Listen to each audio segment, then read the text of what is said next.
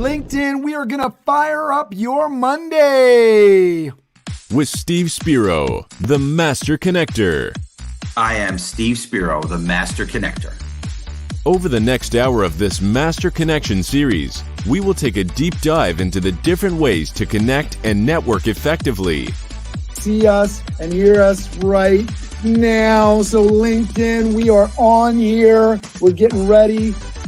Hear from experts along with Steve Spiro, who went from being shy and introverted to the Master Connector.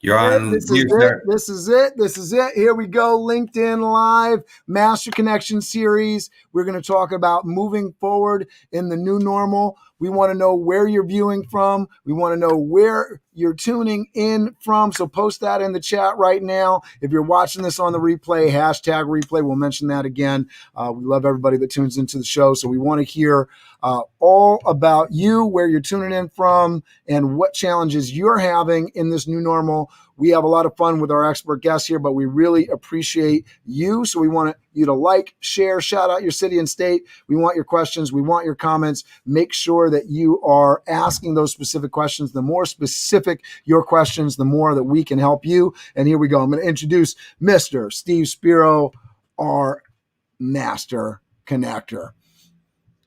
Steve Spiro is a martial arts black belt and a master networker. He's moved from being a shy, introverted kid to the master connector he is today. Steve Spiro began his business career starting his first company. It was an advertising company in NYC. He had an incredibly fulfilling career in advertising and marketing, but eventually pivoted to the technology industry.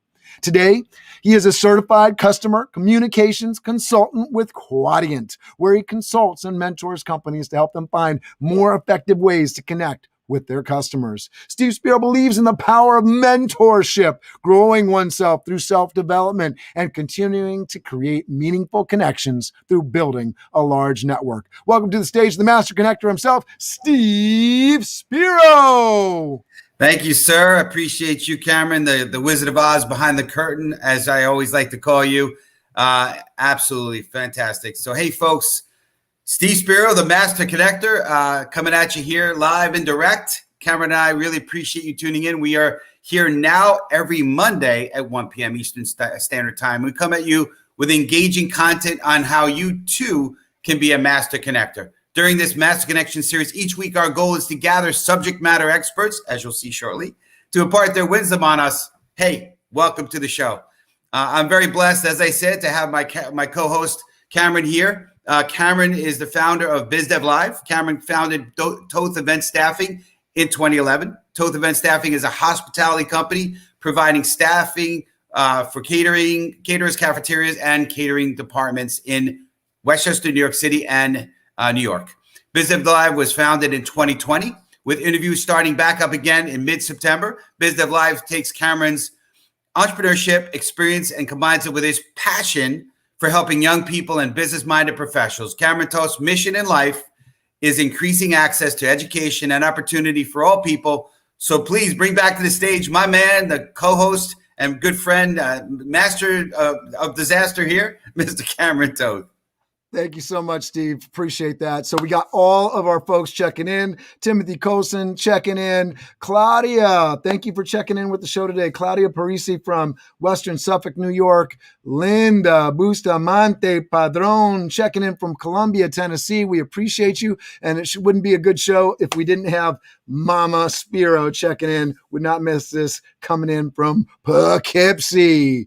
We got Tim in Pennsylvania. Oh, man. All right. So we got an excellent show for you, and I can't wait to jump into this. So we're going to get into our guests. I'm going in alphabetical order. We're going to start with our man Dillon here.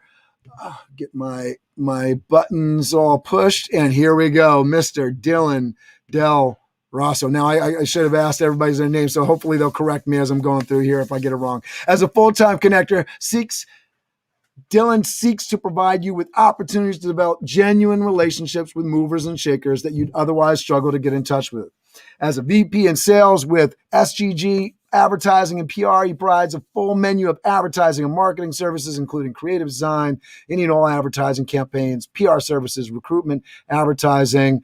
He is the host of Connecting the Dots with Delro, co-founder of Peakbot, co-founder of Can Advertising. He'll tell us a little bit more about that. Please say hello to our audience, Mr. Dillon Rosso. Cameron, Steve, thanks so much for having me. This is so cool. Excited to join the panelists today and discuss just a little bit of everything, of course, with this new normal, but very excited to be here, share my story with all of you, and learn from everybody. Thanks so much. Appreciate it. We're going to fly on over to Miss Jan Mercer Dahms. Well, I just wanted to shout out Jeremy Steinman in the comments, who is chanting away, Dillon, Dillon, Dillon. There we go. Jan Mercer Dahms. Jan Mercer Dahms enjoys a 20-plus year career spanning strategic advisory, marketing and communications, and go-to-market launches. Jan was the vice president of Mesha Group, a social experiential digital media company, and a visionary CEO of a fintech company dedicated to environmental, social, and governance, ESG, and socially responsible investing, SRI. Also an entrepreneur, Jan founded Swig, a management consulting agency in six figures, a networking platform for highly accomplished women. She previously served as CFO at International Planned Parenthood and in senior management roles at early stage technology companies, Teach for America, Girl Scouts, and Medicis Pharmaceutical. And academically trained sociologist, Jan is expert on critical race and feminist theory, particularly at the intersectionality of healthcare policy, class, and race. Professional speaker, trainer, and avid networker, Jan was named to WeWork's top 40 over 40 entrepreneurs. Please welcome to the stage the amazing Jan Mercer Dahms. Welcome to the show, Jan. You know, I realize that when I tell people that I was named to WeWork's top 40 over 40, I'm revealing my age a bit. But it's great to be here. Thank you so much for hosting. I can't wait for the conversation. Love it. We're going over to Miss Theresa Reaume. Did I say that right, Theresa? Theresa Reaume? Reaume. Thank you. I was hitting myself on the head for not going through that with everybody here. Here we go. Theresa Reaume is the owner of Successful Image Client Relations Management, located in Tecumseh. I searched this up too last week, and now I've lost it. How do you say it? Tecumseh? Tecumseh, Ontario, Canada. Successful Image has been helping businesses build relationships since 1999 with their personalized client relations management system and have clients across Canada. Successful Image designs relationship building cards, invitations, and communications for their clients, everything from birthday cards, anniversary cards, Christmas cards, and newsletters. They are all custom designed to help build brand, custom relationships, and increase retention and referrals. Theresa received the Woman of the Year award through LEA, Ladies Exclusive Alliance, for professionalism, mentoring, and community involvement. She was also a finalist for Entrepreneur of the Year through the Chamber of Commerce Business Excellence Award. She has been fundraising for Transition to Betterness for 10 years and has helped to raise over $500,000 to refurbish palliative care rooms at Windsor Regional Hospital. Theresa volunteers at the Hospice of Windsor residential home, working with patients and families. She also acts as their public relations ambassador and speaks on why she volunteers for hospice and helping them to recruit new volunteers. And she's a part of the Hospice Volunteer Advisory Committee. She has been a part of the foundation board at Hotel du Grace Hospital in the past and also volunteers for the Canadian Cancer Society. She is presently involved with a networking organization by the name of Windsor Exit Refers and acts as past president, mentor, as well as sits on the membership committee. Theresa did a TED Talk in 2018 on networking for success and has spoken at Rotary Business Network International, St. Clair College, University of Windsor, We Refer, and many other organizations on networking. Please welcome to the show the amazing Theresa Reaume. Wow, you make me sound amazing. I need to shorten that up a little bit, though. Thank you so much, Steve and Cameron. I'm really excited to be here, and the energy is off the charts. Thank you. Beautiful. And Steve is saying in the chat here that your TEDx was awesome. So everybody, please go and check that out. You can find it on the YouTube if you search for Theresa Reaume. We want to get into it. We have some questions we're going to launch into, and Steve is going to get us started off. What has been the good and bad thing that has emerged for you during the last 16 months? And as you all ruminate on that for a moment, just want to shout out our audience here as we've been talking along here and doing intros. We have Theresa Etherly checking in. What's good? We want to know where you're tuning in from. Let us know, Theresa. Corey Foster checking in. Christopher Brana. Hello, everyone. Glad to join. King Chow, the woman that needs no introduction. There you go. Steve Spiro checking in the comments as well. We appreciate Steve Spiro always doing double duty here. The master connector himself. We have Coach Leviton in the house. And Claudia saying, thank you for the invite, Jan. Always great to see you. All right. So please, we love your comments. We want to know how you're doing in this new normal. I was posting just before we got into this. I'm a little bit scared. I try not to think about it too much, but I'm a little bit scared with the new normal. We have fun, crazy news. There's always bad news in the news, but the last couple of years have been very challenging because I think there's not anybody that the news hasn't affected. Not only do we have the Delta variant now after a very long transition through this pandemic, but we have things like climate change that are affecting people in ways. We knew it was coming. We've been hearing about it, but we're feeling the effects all over the place.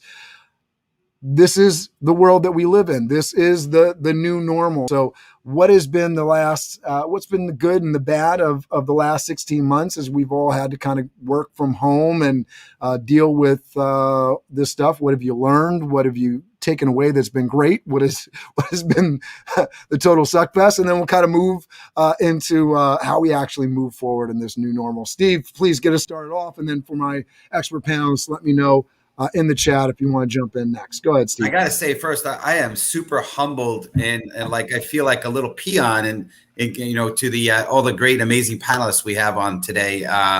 It's going to be an exciting show. So yeah, to talk about the new normal, right, and talk about kind of how this last 16, 18 months have been. Certainly we've had some close calls with people in our life. COVID has definitely affected a lot of people, and I feel bad.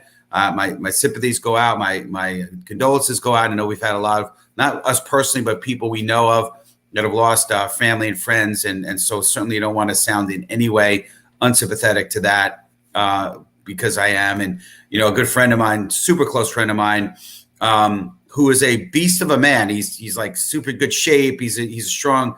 But he got hit really hard from COVID. So I know it's there and exists. But I think what it's done, and I'll just speak for me personally. Number one, it's given me an opportunity to really appreciate the environment that I'm around. I don't know about you all folks, but I feel like we were running around, like running here, running here. And we live in an amazing spot on the water in Stanford. And I gotta say, I didn't appreciate it. I mean, I did, but I didn't, so now I'm sitting outside, I'm admiring the view, we're taking walks, going to the beach often, just appreciating the environment that we have and what we have physically around us.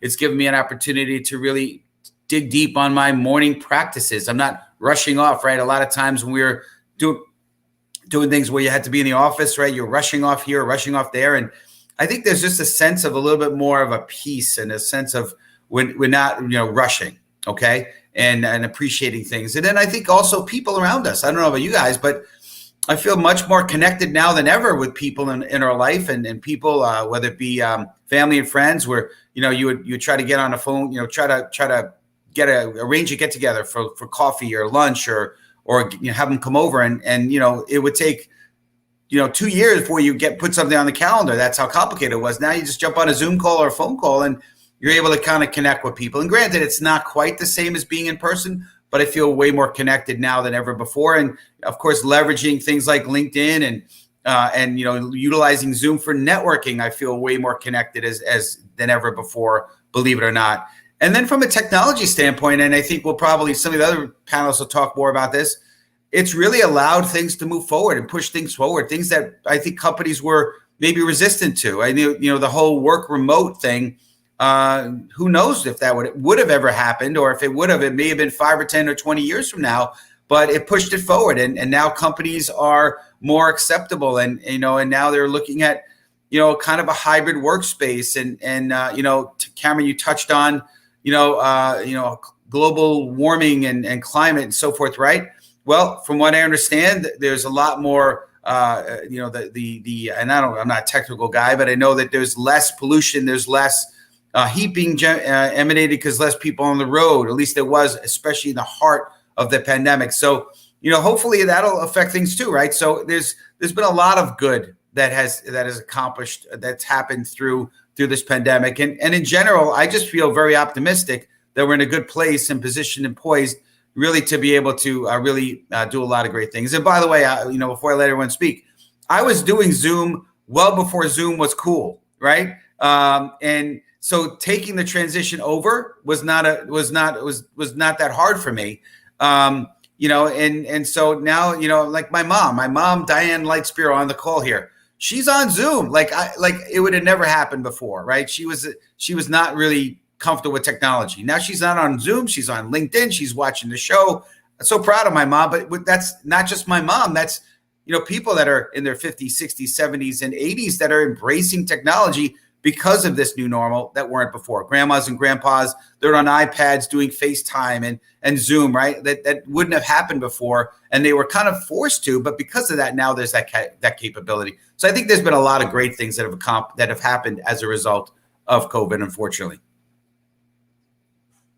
I love that, Steve. I think that's so right. I'm sure we'll hear some different themes. Love to hear from the audience what you guys think. What have you loved over the last 16 months? We know we all share some of the challenges, but what have you loved? What's been some of the takeaways that have really been the good things that have come out of it? Dillon, jump in here. Awesome. Yeah. Thanks so much, Cameron. And Steve, I totally agree with a lot of the things you were saying. To quickly touch, you asked like some of the good and the bad. To start with the bad, I left a dream job in this pandemic. I was working with the New York Jets as a manager of premium partnerships, selling their luxury suites until there were no suites to sell overnight, right? So, having studied sport management and gone to school for it and having a successful career in ticket sales for, 4 years or so, I had reached where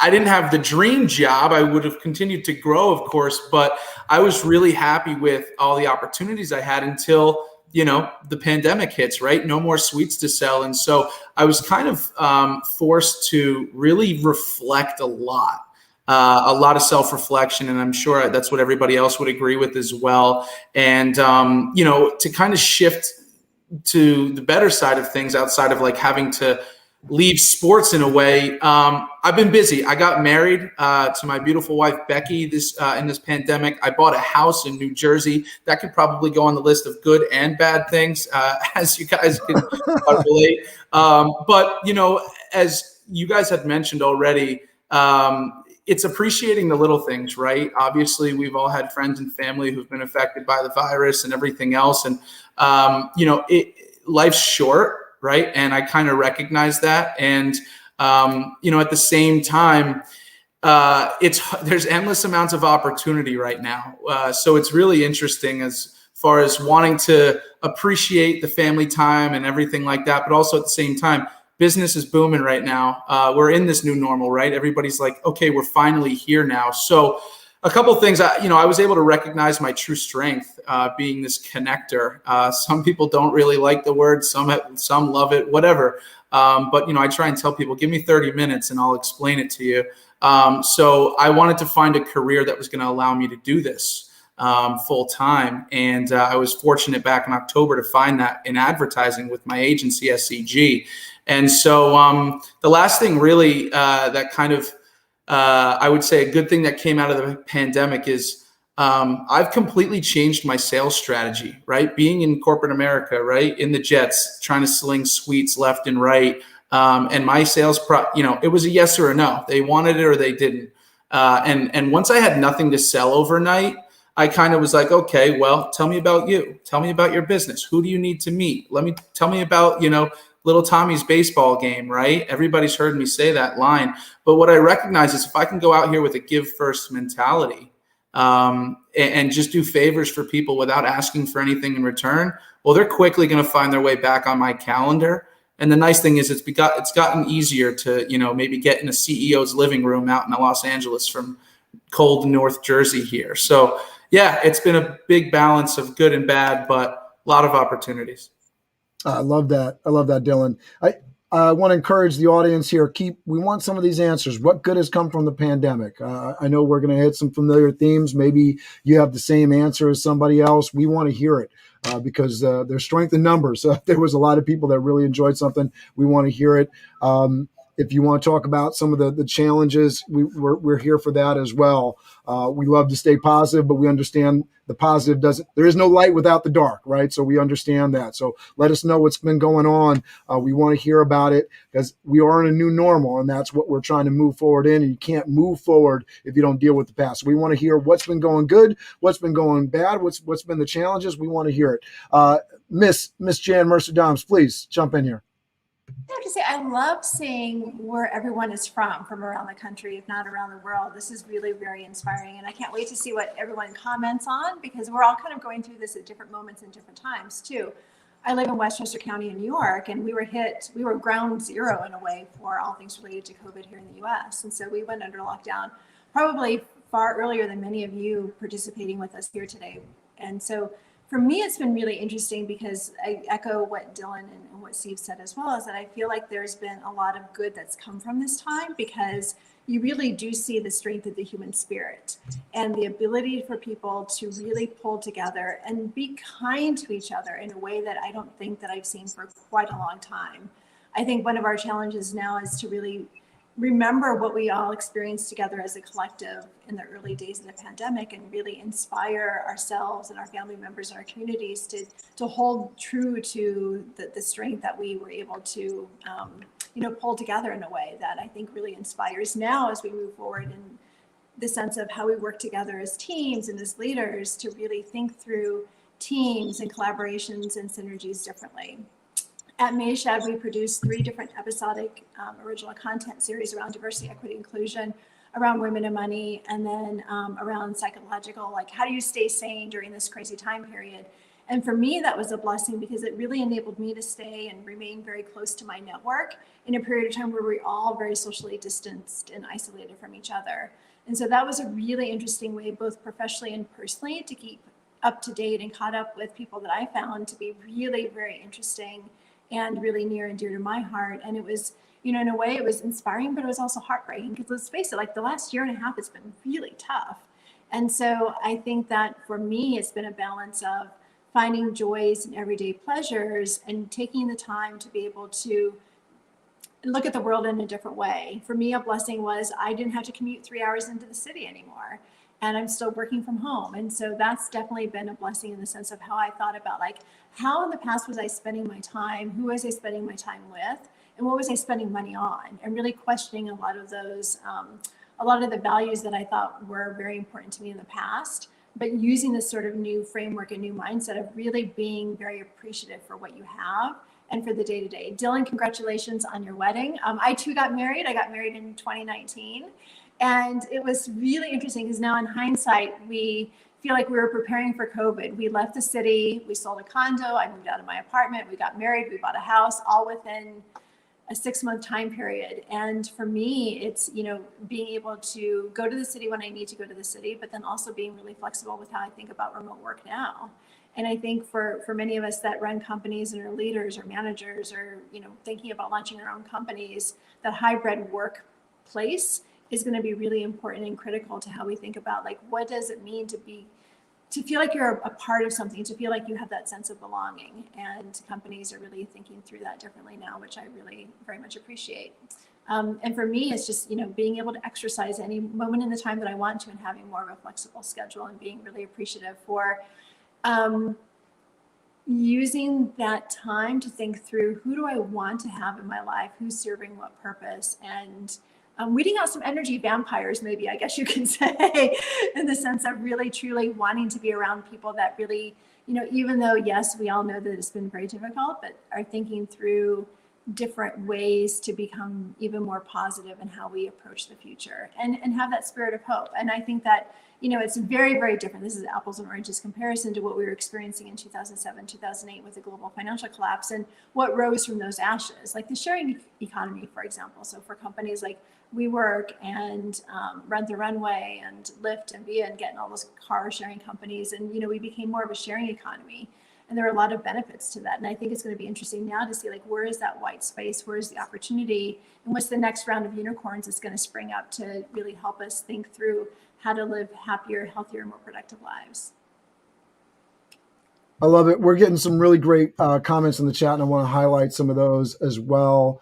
Talking about some of the negative things, we were talking about positive things, but Vicki Thomas says more women than men lost their job during COVID. Over 4 million women started a new business, from consulting to helping positive kids study to online exercise programs. When you were talking about exercise, Jan, I know for me, that was a big game changer. Even though I worked from home before the pandemic, just having some time. Chris Dutra talked about time with family. I definitely was spending more time with family.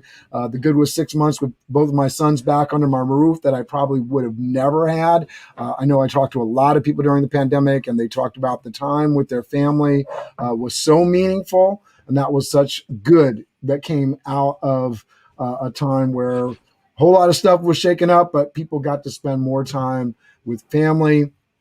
Vicki also said, in terms of good, many individuals have discovered a new purpose in life, doing what matters and makes a difference in the lives of others. I think we're going to hear that time and time again. Keep those comments coming. We love hearing them.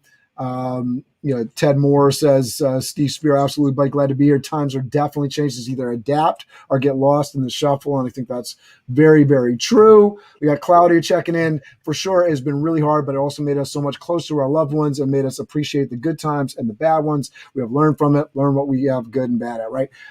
So beautiful. Thank you so much for getting in here and participating. Debbie Payne, look at the blessings and reevaluating our life. Love this. Love to be relate. Theresa, I know you want to jump in. Go ahead. Sure. First of all, congrats to Dillon and to Jan. That's wonderful news.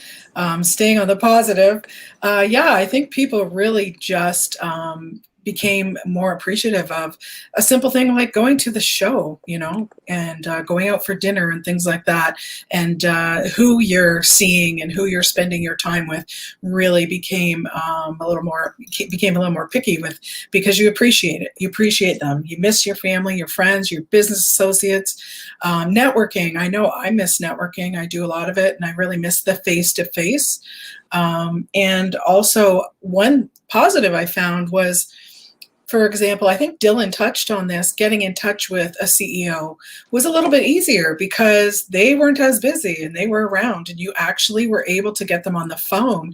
And that was awesome. And I know for us, we gained some business that I don't think we really would have gained had it not been for the pandemic. So I think that we've learned to appreciate the things around us, the people and the things in our lives, their circumstances in our lives much more. So thank you.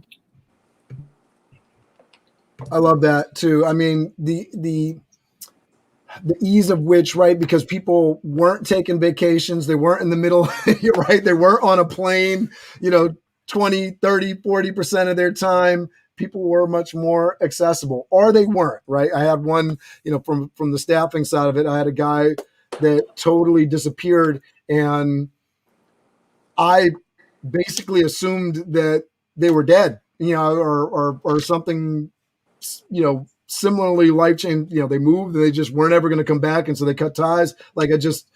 That was the way it was, right? And finally, after a long, 15 months passed, he gives me calls up. Yeah, I've just been busy with family. I'm like, oh, okay, I'm glad you're alive. I'm so glad you're alive. One of my top captains and waiters and bartenders is just so good to hear from them. So that was a joyful reunion after a long time. So I knew it affected people so much differently. There was family going on. So you had these extremely positive things of time and family. You have these other negative things that were just, obviously, it was the whole reason why things were they were. All right. So I want to jump into this next question here, and my audience viewing along with us, we really appreciate. Keep the comments rolling in.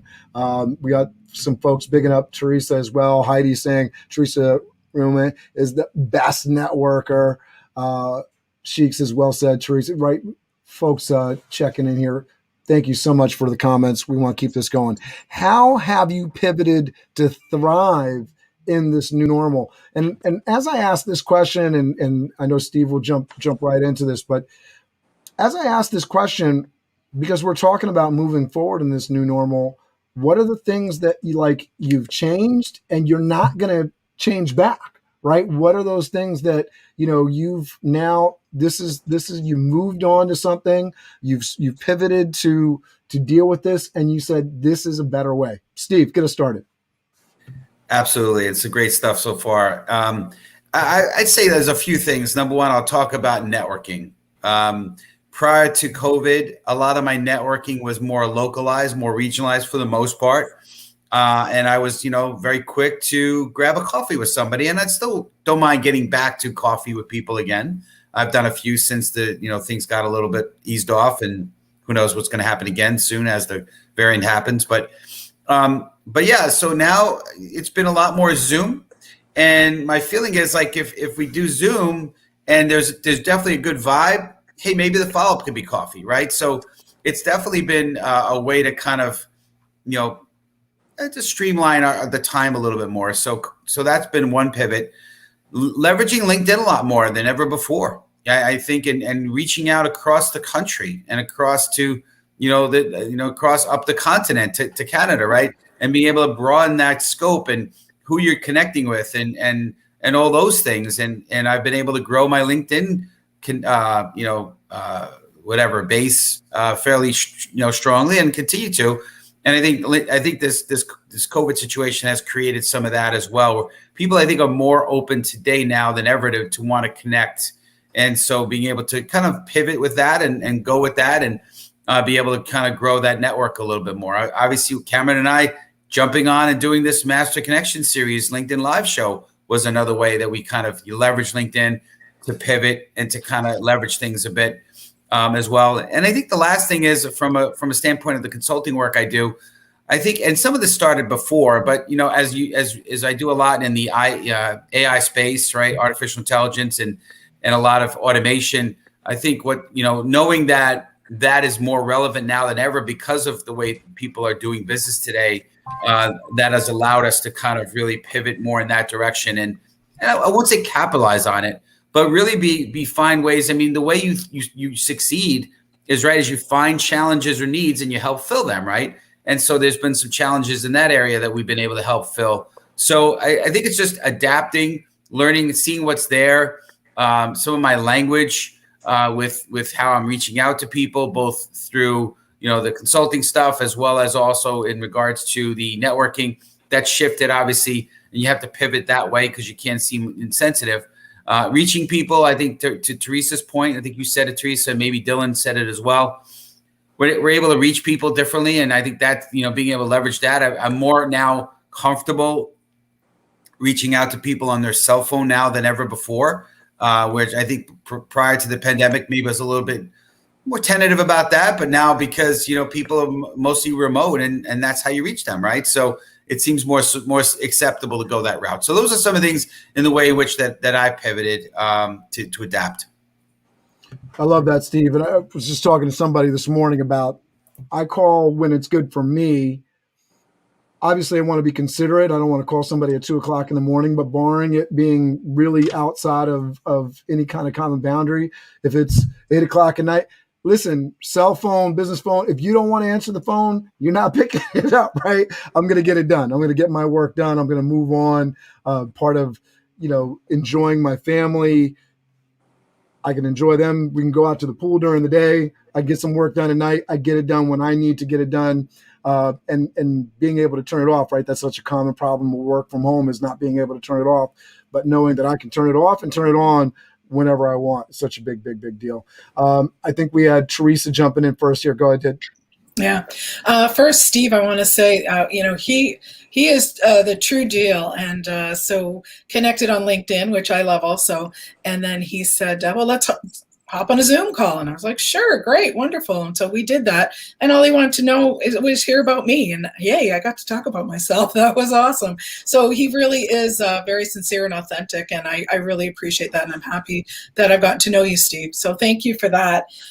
Pivoted, very fortunately, in our business, we didn't have too much pivoting to do, but used to be in the restaurant business and can't even imagine being in that business today. And yet these restaurants, boy, did they pivot, and did they do a good job of that, from takeout to the patios, gorgeous, gorgeous patios, to having curbside, and they just went with it. And I really, my hat off to them. They really have done a good job pivoting. The technology business, well, they just grew and grew and grew. And I know I have a friend who's in that industry, and he said, yeah, we had to have people work from home. And he said, happily surprising that they were actually more productive from home. And so that ended up being a great thing. And they're probably going to have half and half at home and half in the office soon. But, people working from home is not a bad thing. You can be around for your kids when they get home from school and help them out. And so the pivoting I've seen go on has been wonderful. And it's amazing how adaptive people are. So good on them. Yeah, I love that. We have a question from Mona saying, when do you think the world will be ready to travel? I'll answer this and folks can chime in on this.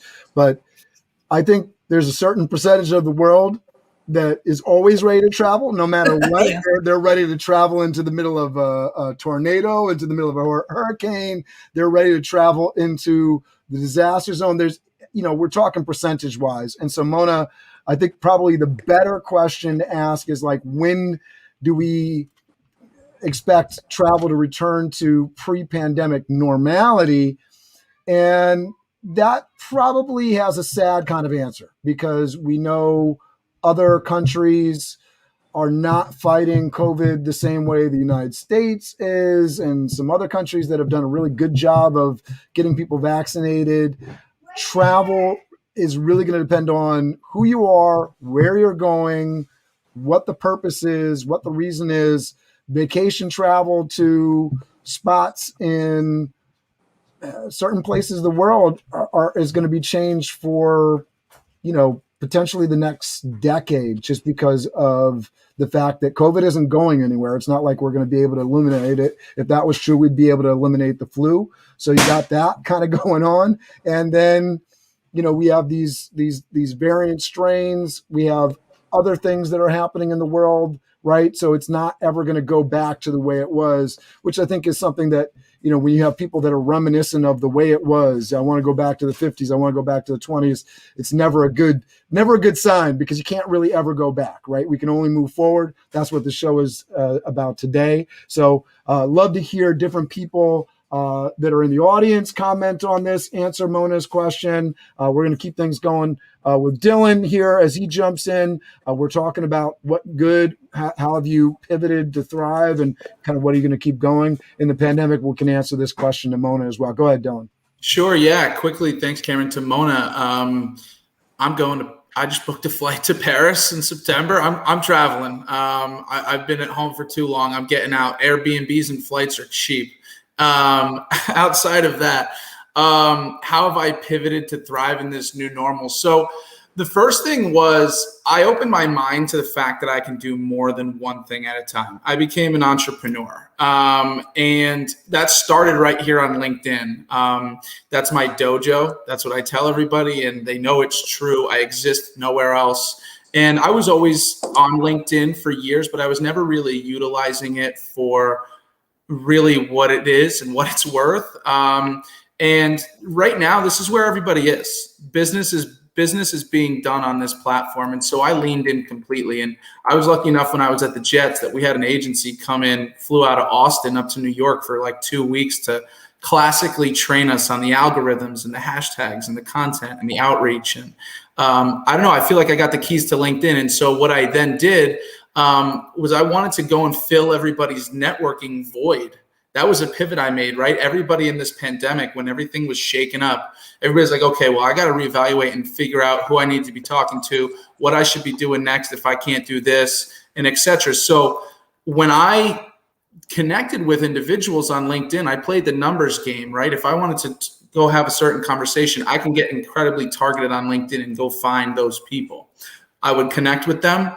They would accept my connection. And from there, I would just shoot them a message, something very simple, probably something I sent to Steve a couple months ago along the lines of, hey, thanks for connecting. Would love to learn more, right? I think Theresa had mentioned it about Steve, just wanted to get on the phone and talk about you, talk about us. I mean, I love the sound of my own voice. I love to talk about me, but that's everybody. So if you can go out and say, hey, tell me about you, your business and everything else, and you can go have these conversations and not ask for anything in return. I know I'm being repetitive, but everybody's got this void to fill. If you're going to go talk and network to anybody, might as well be me, because I'm not asking anything of you. And I genuinely have an interest in learning about you. So that was one way I pivoted my networking approach. And then also, I said earlier, I shifted my sales approach as well, right? Genuine relationships is where it's at. Sales are going to change, in the next every year, every 6 months, a sales approach needs to change. But one thing that hasn't is people want to work with who they enjoy spending the time with. So if you can go out and build genuine relationships, I had that light bulb moment. I was 25 years old when this pandemic hit. And I said, you know what? If I can go make best friends for a living and just make sure they all have everything they need, well, then I'll have everything I need in return. And then lastly, I recognize I love gaps. I love tackling gaps in industries and, solving problems. Everybody who knows me knows I'm not a finance guy or much of an investor, but I actually co-founded a fintech startup called PeakBot, where we've essentially automated the stock trading process for the retail investor, which just means we want to give everyday people the access to trade during the day, right? I never had the freedom to just stare at a stock chart all day. So I wanted to say, well, this is a problem. If I'm not getting the help, who is? Let's figure it out. So it's just, again, a lot of reflection happened and a lot of questions that just hadn't been answered for years. Well, now was the time to answer them, and they got answered. So hopefully that makes sense and I'm not rambling too long. No, it definitely does. I love all of the innovation that's come during the pandemic, and I'm really excited to see what's coming, right? Because people have had time to really focus down. So I think we have some really fun stuff coming out of the pipeline from tech and from so many different places. You go back, you look at some of these historically just amazing companies, big companies today. When were they founded? During the Great Recession, during really times of great turmoil. So yes, there's some negative that comes with it, but there's a lot of positive. People have some time, they're working, they're hustling. There's nothing that gets you into the right stride like being a hungry dog and out there on a mission looking for that next thing, right? Jan, I know you want to jump in. Go ahead. Oh my gosh, so much to say. I want to go back to Mona's travel question. And from the work that I do with companies, what I'm seeing is that if people are traveling again for personal travel, and for the most part, that's really where travel-related and hospitality brands are really thriving. Where they're having a harder time is getting companies convinced of bringing corporate travel back to the table. And so what's ultimately then shifted is this notion of cluster work, where companies want to encourage belonging, they want to encourage connection and collaboration, but they're encouraging employees to set themselves up in smaller groups that are more dependent upon where you live geographically. And getting together in smaller groups, COVID compliant, et cetera, et cetera. And so you may be sitting at your dining room table with 5 other people, 6 other people, but they may not be from the same company, or they may not be from the same job function, or they may be from very different opposite ends of the professional spectrum from you. But companies are realizing that there's a value for them to be able to have access to that innovative thought mindset, even if you're not coming to an office every day. So I'm seeing that happen a lot with companies that I've been working with. One of the things that Vicki had mentioned previously about the millions of women that have formed their own companies, we know that net 2 million women have left the job market altogether and are currently unemployed. And so I think through the lens of how we think about diversity, equity, inclusion, I'm also doing a lot of work in this space now too, to help to understand like how do we unpack and make sense of some of these trends? And for me, my entire corporate consulting work in the diversity, equity, inclusion space has pivoted from helping companies to really think through how do they further break down some of those silos. So in the past, many companies had DEI strategies that were simply like checking things off of a box. Okay, do you have your employee affinity groups or your ERG groups? Check.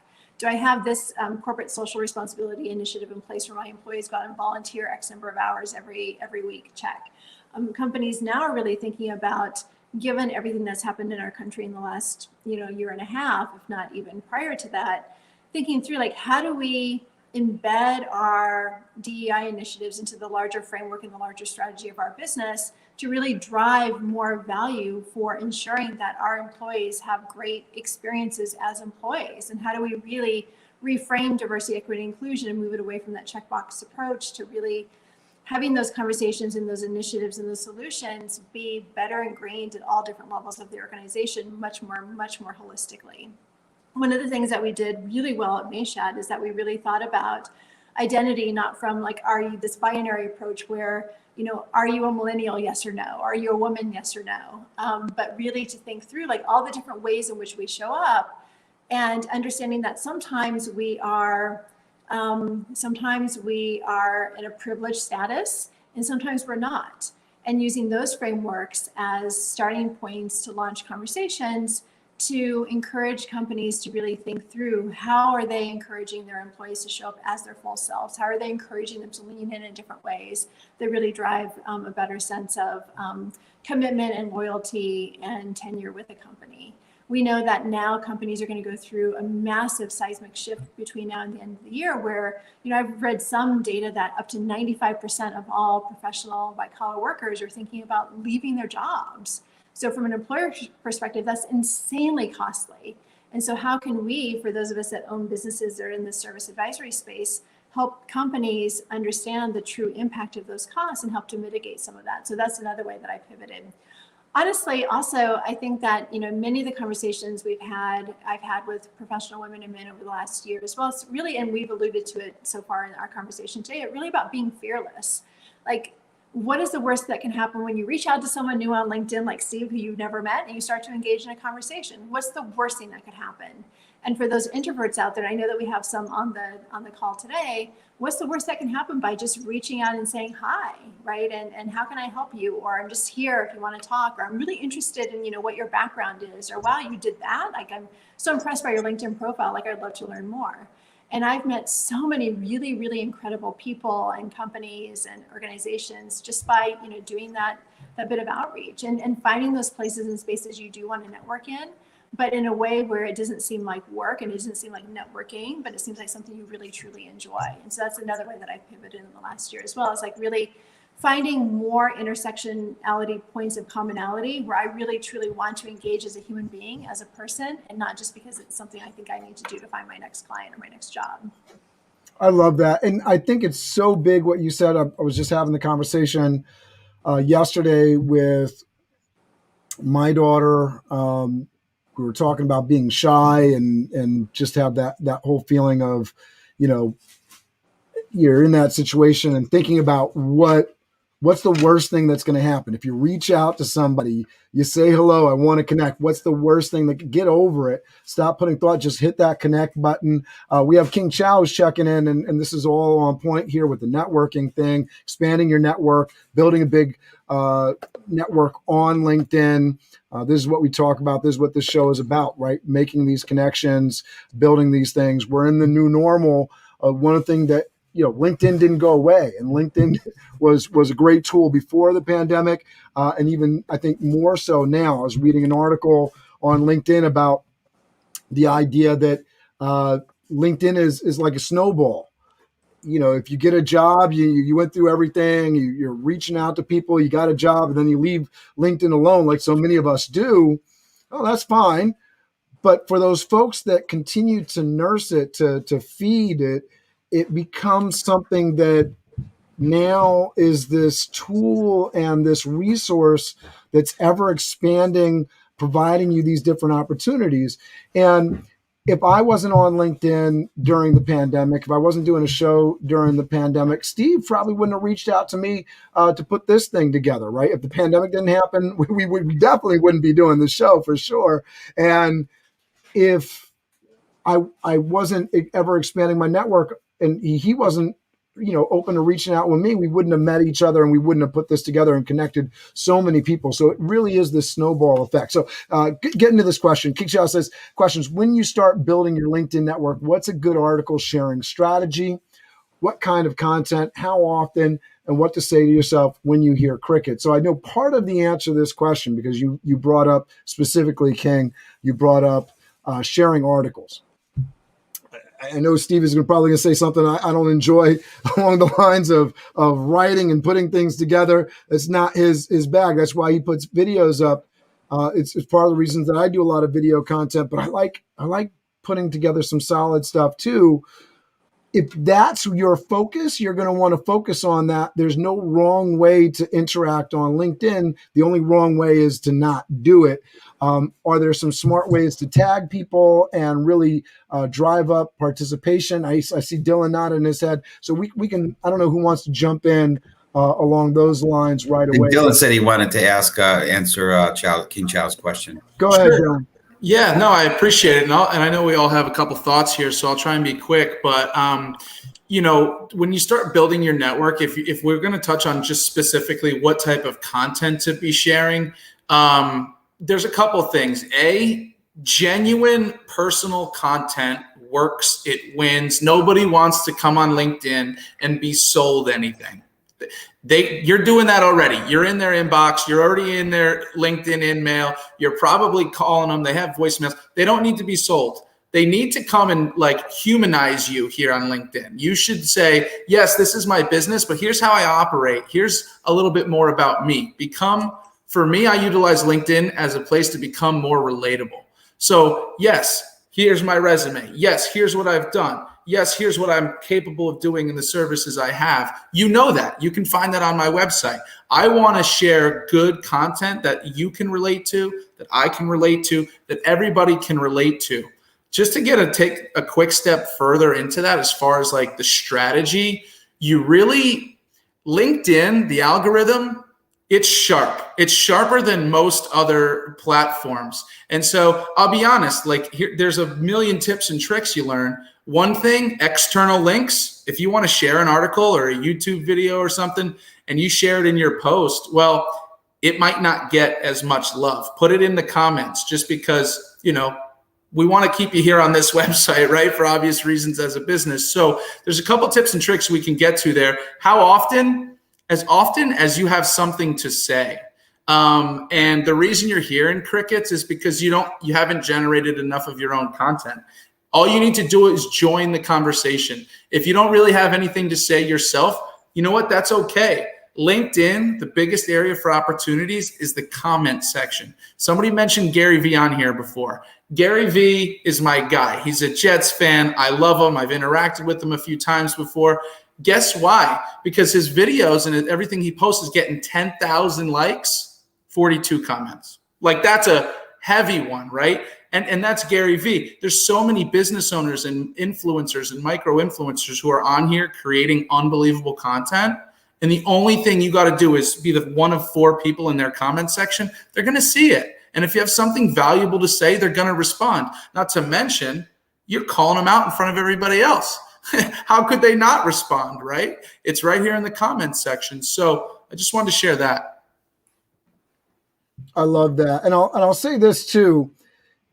There's a lot of folks that want to go from 0 to 60 in terms of their interaction and engagement on LinkedIn.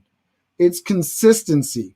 And so, even the advice around outside links, I post a lot of different things. And so when I post a YouTube video or a link to an article, I may get more interaction on that. So it's really, I want to say that I'm backing up Dillon and what he's saying in terms of LinkedIn really does a great job with the algorithm. They're really looking for interaction and engagement on the post. So if you interact, if you're getting people to respond, and we've said it before, I'll say it again, if I put something up that's going to be relevant to Dillon or Theresa or Jan or Steve, I'm going to reach out to them in lots of different ways. I can send that post to them in private chat and say, hey, can you comment on that? Once your article gets some comments on it, LinkedIn loves it, and they'll send it to your second level and third level connections. And before you know it, you got all these people that are reaching out to you and connecting you. If you're doing this consistently, right, that you didn't have before. And,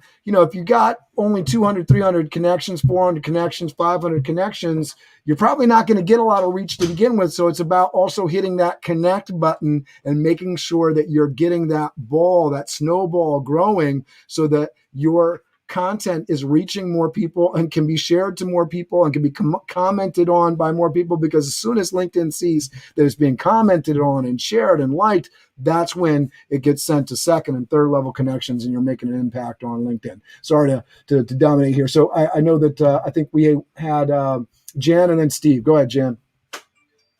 Everything that's being said here, I'm going to take it even one step further. I love to receive personalized emails in my LinkedIn inbox, because I don't have time often to do a lot of the content follow-up that you're mentioning.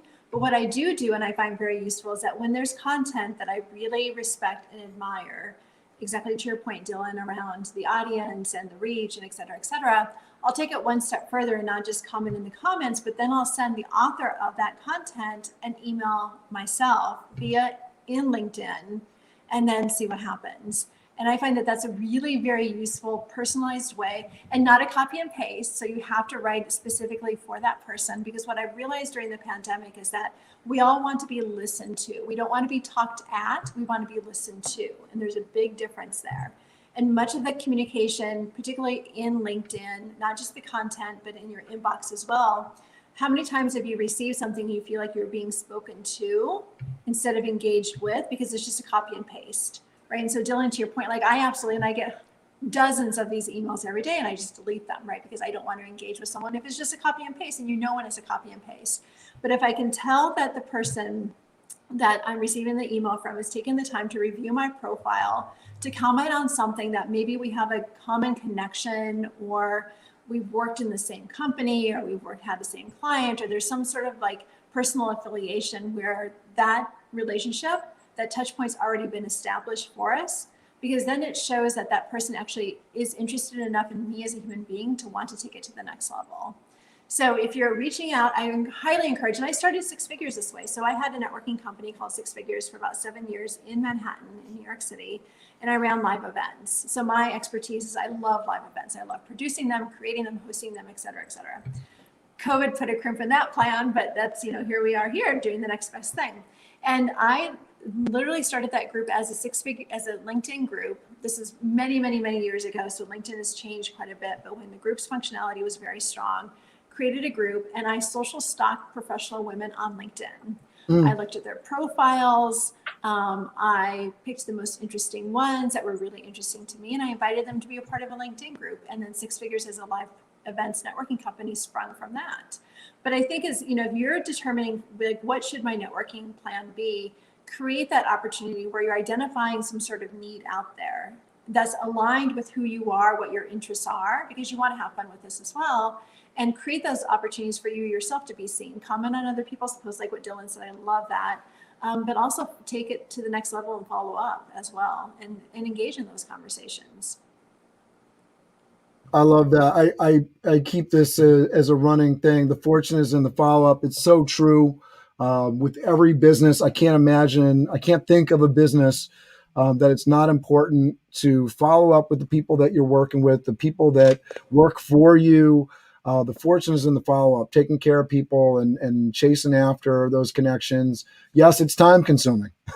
Find a way to figure it out, whether it's sending out the cards with Theresa, whether it's a follow-up phone call using a CRM, whatever it is, find out that way that you can follow up with people, because it makes such a big, big difference. And, even just following up to connect, that personal connection that everybody's talking about. You're connecting with me on LinkedIn.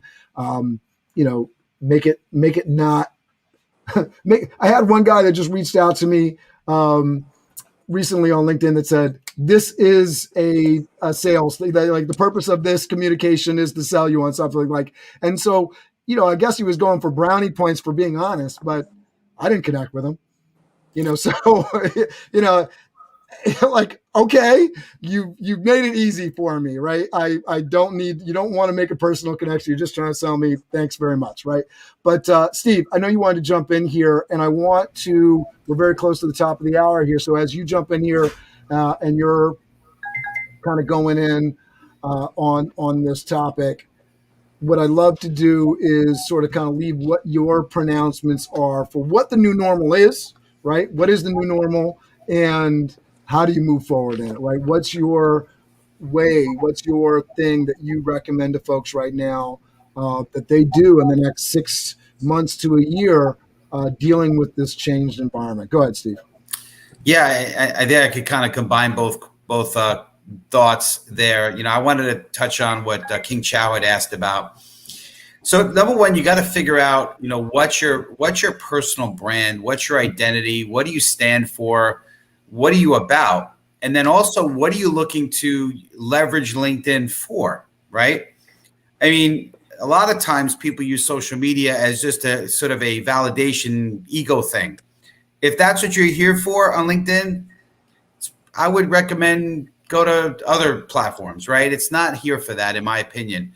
It's here to grow community. At least that's my perspective. I think I speak for Cameron and I. We're growing community. We want to add value. We want to be the light for people. So it's number one, figure out what you want to do. Once you figure out what you do, and I think it might have been Jan in the private chat here. I think Jan said, or maybe it's Theresa said, be authentic. You got to be authentic, and you got to speak to what your heart is, and also speak to add value for people, right? And like Dillon said, don't try to pitch anyone. It's not about pitching. So, again, and Cameron mentioned, I'm not a big writer, but I do have a few blogs that I wrote for LinkedIn, and I value those. But I just found that video is a little bit more engaging. You can really get a feel for a person. You could sort of look into their eyes and see, what they're about, and you could see and feel their sincerity. It's harder to feel that when you're, doing when you're writing something, okay? But I think as long as you have, a presence and you've got an authentic, direction you're looking to portray, you'll be great. I mean, video, commenting, it's all good. But again, why are you doing it, right?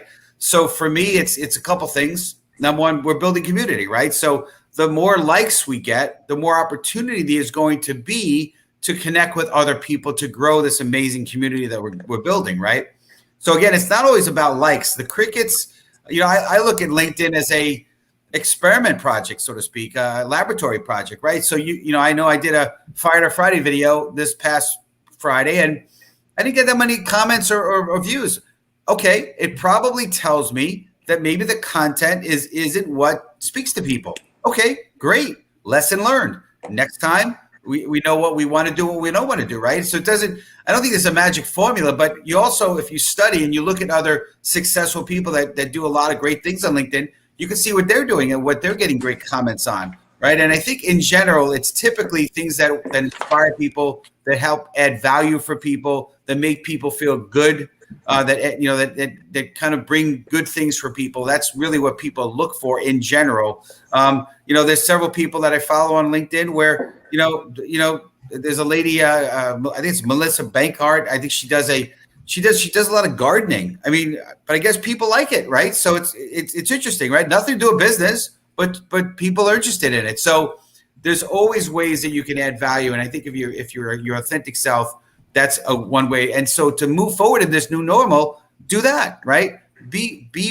Find ways to really bring value and add value and do it in an authentic way. And I believe you're leveraging this technology that we're embracing now.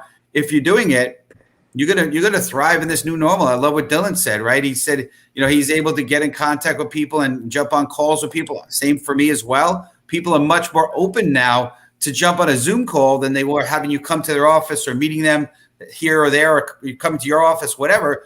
And so now we have that, and I believe we can leverage technology as long as we're always looking to bring value and see, people want to know the WIFM, right? What's in it for me, right? If there's a WIFM, they're going to want to get together. So that's my message is leverage technology, but do it with an authentic, add value way. Love it, Steve. Love it. All right, we're going to go over to Dillon.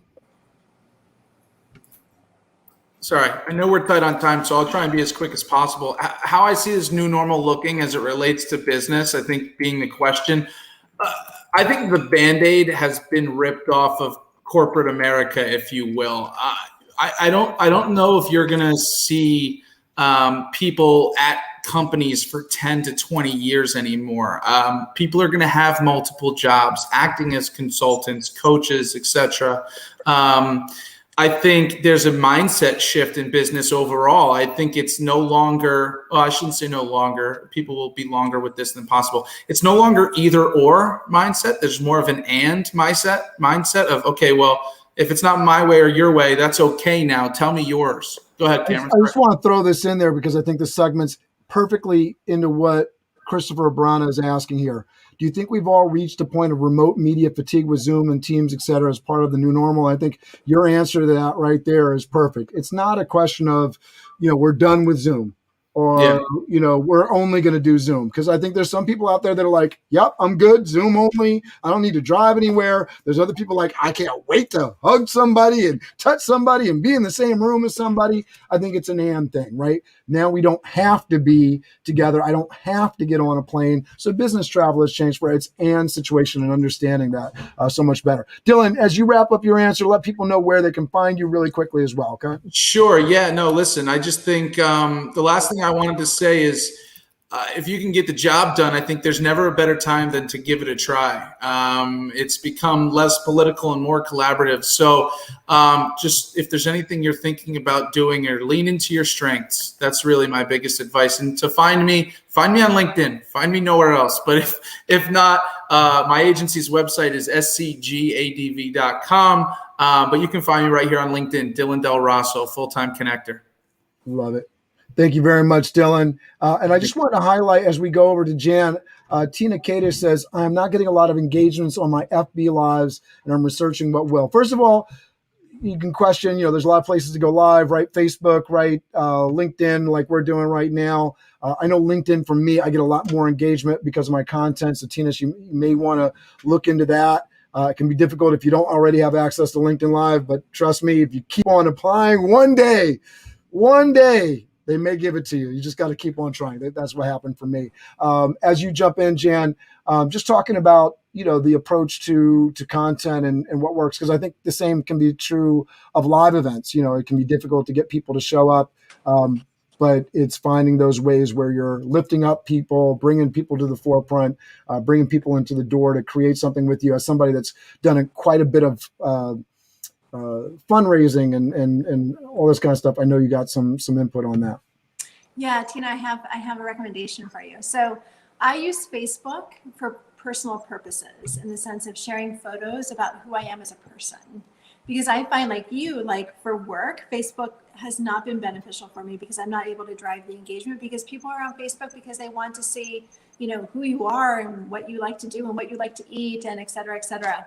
I think LinkedIn is a much better place to engage personally, but as we've been mentioning, it does take some effort, but there's a way to bridge it, right? And so now we're in this world where we're all living and working literally and figuratively under the same roof, where there isn't a lot of separation between work and home and fun and play and joy and et cetera, because we're also all kind of one big mesh pit.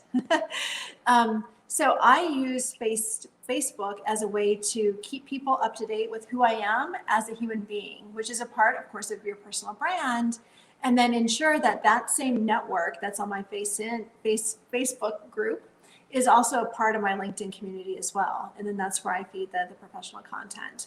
And I find that, be really effective at one platform. You don't have to be on every platform, but pick one professional platform and pick one personal platform and see where you can make the connections. And I'm happy to talk more about that offline as well. I honestly think that we're not in this new normal yet. I think we're still evolving. I think that depending upon where you live across the world or even here in the US, there's still a lot about COVID and the variants that we don't know yet. And so I think that the dust has not yet settled. With that said, I think that, all of the trends that we've been talking about here today in terms of remote work, in terms of innovation, in terms of the technologies are here to stay. I think it's really important for all of us to implement better time management skills around how we separate all that out, because Zoom fatigue, yes, is a very, very, very real thing. And there's a lot of research and data that showed the effects of digital addiction even before COVID. And so now just imagine what it's done to us now that we're in COVID and have been operating this way for many, many months and over a year, in fact. So I would say, be on Zoom when you need to be on Zoom, and don't forget the value of the old-fashioned phone call. I can't tell you the number of really, really good conversations I've had just picking up, and I guess we're not dialing numbers anymore, but picking up the phone and actually calling someone, because it's something different, right? And it's almost like a relief for some people to hear, oh my gosh, you want to do a telephone call as opposed to a Zoom? I'm all in. So be flexible with that. I think also, and Steve mentioned this as well, is that you are your personal brand. And no matter if you're a corporate executive or a business owner or entrepreneur trying to reinvent and pivot, like that's even more so now important than ever, is to figure out how to stay fresh and relevant and current in your space. And for particularly for people that are thinking about reinventing and doing something very different from what they've done in the past, make sure not to leave your professional history and heritage behind in the sense of who you are. Because I have found that during the course of my career, really being able to tell the story of what are all the wonderful parts that make you who you are today lends itself really nicely for how you stay remembered in people's minds. And that's all about your personal brand.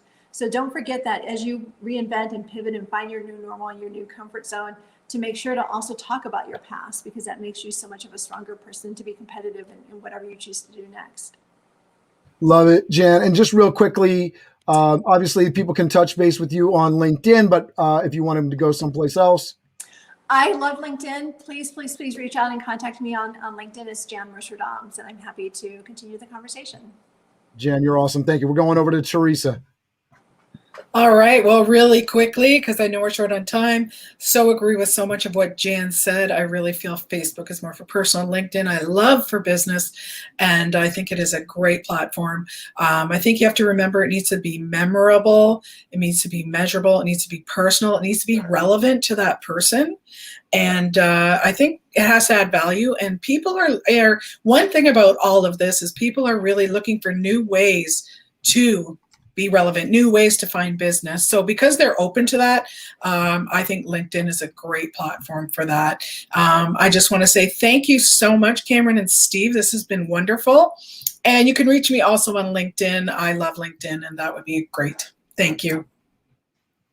You're amazing, Theresa. Thank you so much. I was wondering, just real briefly, if you had a sort of an answer of somebody that's also raised a lot of money, contributed, volunteered, for Tina Kadish, who's talking about getting more interaction and engagement, because I think you're utilizing some of those same muscles. What do you think would be a good tool for getting more engagement, more participation? Oh, well, I think that as much as I want to go back to normal, we are in this new normal, which, just because I want it that way doesn't mean it's going to. You have to find different ways to do things. For example, a friend of mine did, to raise money for a great charity, a 50-50 on Facebook Live, and she raised a lot of money, and it was surprising how much she raised. Just a simple, I love the KISS rule, keep it simple, no, not getting into all the door prizes, etc. 50-50, they got half the money, and it was a good chunk of change. Yeah, make it simple, make it easy. Folks can understand it. They can participate in it. I think that's such a big, big deal. You get these emails and it's just like, you want to be considerate. But if I got to spend a half an hour just figuring out what you're asking me to do, I might not be so excited about participating. Steve Spiro, close us out here, brother. Absolutely. Well, this has been a fantastic show. And Dillon, Jan, Theresa, of course, my main man, Mr. Cameron, you guys rocked it out. Really appreciate it. And I think we really hit home. I really believe that we inspired a lot of people to really believe that we can move forward in this new normal. Whether you want to say it's new normal, we're about to hit the new normal. There's some kind of new normal, whatever it is. You just got to learn how to just adapt, and you need to really just look at it on the bright side, right? Yeah, we may have a variant coming, we'll get through it, right? This country, we made it through 9/11. We made it through all the tough times, right? We are an amazing nation, and I say that including Canada, our friends up north in the Great White North, right? You guys are amazing as well, and we are a people that are here to thrive. And so again, I say it all the time. It's our turn to be the light. Let's go out and inspire people. Let's go make sure that we're encouraging people as we get through this next phase. It's going to be another challenge, I'm sure, but it's okay, because through every adversity lies a seed of equal or greater benefit, and that's Andrew Carnegie, as ways up by Napoleon Hill, Think and Grow Rich. So good stuff. Well, I appreciate you guys. Cameron, thank you again for being the man that makes all the magic happen behind the curtain. We really appreciate you, sir. Could not do this without you. So blessed to have you as my co-host here. Thank you again for everything, sir. Thank you, sir. So we're going to do our crush it piece here. We got people, lots of great comments coming in, lots of thank yous, lots of appreciation here. We appreciate you. This show would not be the same without your comments. You power us up. You energize us. You are our fuel. I just want to say this as my parting gift, my piece. You cannot change the world. We can do our part to change the world, right? But we can't change everybody in the world. You can't change who your neighbor is. You can only change who you are. And by doing that, by making yourself a better person, getting yourself a better morning routine. That was Steve's last week's Fired Up Friday, right? The 5 a.m. club, getting that morning routine, getting yourself to be more knowledgeable, building a bigger network. By doing that, you can change the world. You can't change what the weather's going to be. You can't do it all alone. You can't do it by yourself. By making yourself better, you can structure your brain in a way that's ready for all the negative stuff to be thrown at you during the day. You structure your body, put the good things into your body to fight off some of the stuff, including a vaccine, right? We can do those things. You can change yourself, and that, it in fact, changes the world for the better. So that's what we try to do. We try to be the light. We try to change ourselves. This is amazing for Steve and I to do this show. We learn so much. We appreciate it. So Steve's going to lead us off here. We do this thing. 5. Here we go, Steve. You got it? 5, 4, 3, 2, 1. Crush it! So we're going to go out there and crush it. Everybody, thank you. Share this out. If you're tuning in on the replay, hit that hashtag replay. Share this out with your friends and family. We'll see you next week. We have an amazing show on Monday, August 2nd. We have more productivity in half the time with Don Wetmore and our personal fan favorite of mine, Theresa Sifali. We are looking forward to it. Steve, I don't know if you want to mention anything real quickly. I just think it's going to be incredible. If we were talking about the new normal, right? And time management and fatigue and all this stuff, a lot of stuff coming at us. This is going to be a great show if you really want to know you can't manage time because time goes on. It's 24/7. But you can manage your events and your calendar, and it's going to be an incredible show, so don't miss it. Love it. All right, guys. Thank you so much, Jan. Thanks so much. Dillon, thank you so much. Here we go. Signing out. LinkedIn, we are going to fire up your Monday. With Steve Spiro, the Master Connector. I am Steve Spiro, the Master Connector. Over the next hour of this Master Connection series, we will take a deep dive into the different ways to connect and network effectively. See us and hear us right now. So LinkedIn, we are on here. We're getting ready. Hear from experts along with Steve Spiro, who went from being shy and introverted to the Master Connector.